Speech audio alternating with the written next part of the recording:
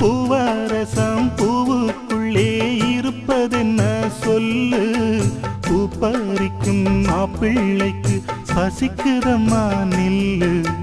பூவெடுத்து தேனெடுத்து எதுக்கு இங்கே வரணும், பரிதவிச்சு பசிச்சு நின்னா பந்தியும் போட்டு தரணும். ஆடி ஆடி பாடி வந்து அலையுதொரு குருவி, கீச்சு கீச்சு பேசுதையா மனச கொஞ்சம் துருவி.